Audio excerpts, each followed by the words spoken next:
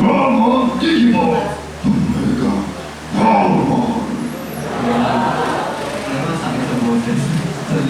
Masakit. Ito, panoorin niyo to. Sa iba't ibang bahagi ng kalawakan, nabalita ang isa alamat. Ang alamat ni Voltron, tagapagtanggol ng kalawakan. Isang mapangyayang robot, minahal ng kabutihan, kinatakutan ng kasamaan. Ako si Danny Mandia, dubbing director para sa Voltron. Dati nagpapa-open audition ako, pero ngayon dahil special project naman ito at decided na Qualification na kayo. Ito yung pinag-explain ka. Alam niyo ba, isa sa maganda sa aming mga voice artists, alam niyo kung ano yun? Hindi kami nalalaos. Alam niyo kung bakit? Bakit hindi kami nalalaos? Kasi, hindi naman kami sumisigan. Wala naman kami ng voice talent, di ba? Meron na ngayon? Ito si Robert. Siya yung boses ni Arthur ng... ano yun?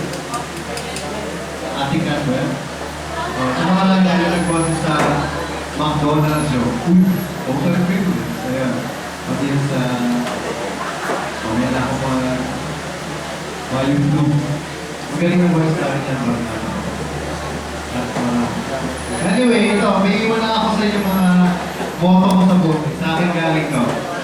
Katulad na sinabi ko kanina, yung first part ng talk ko, being a youth is a gift that sooner or later it will be taken away from you. Parang kayo na lang kasi kita tuloy kayo. Kasi kita tayo nila mamalit na. Pero, gano'n talaga, ako na mag-iiba, so bilis ko tumala ng tao. So, kailangan gawin na natin kung ano yung dapat natin gawin ngayon. Meron din akong organization kasi na yung Voice of the Youth Network. So for me, voice acting is a way of life. Napakalaking part ng voice acting sa pang-araw-araw ng buhay, di ba? Ang isang teacher, di ba? Ibang klase kung meron kang voice acting. Kasi syempre, kahit na magaling ako, kung wala ka sa sitwasyon, wala ka. So kailangan available ka lang. Sino bang available dito ngayon? So guys, meron ka sila.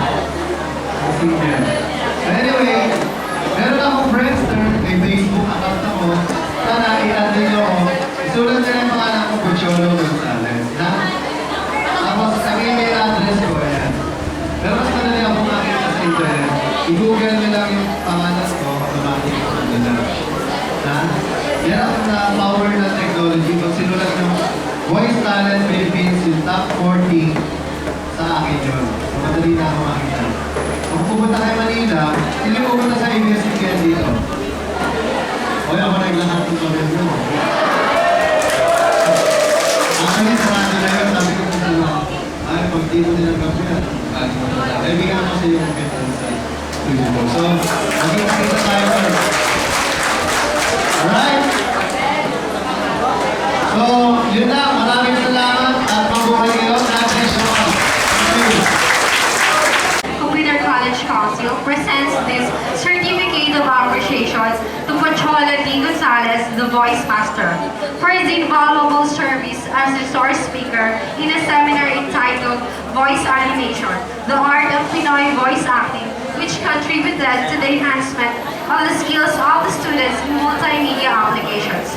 Given this 26th day of February in the year of our Lord 2009 at Enrique T. Garcia Jr. Hall, PUP Bataan. This certificate is awarded to Mr. Pochola Gonzales.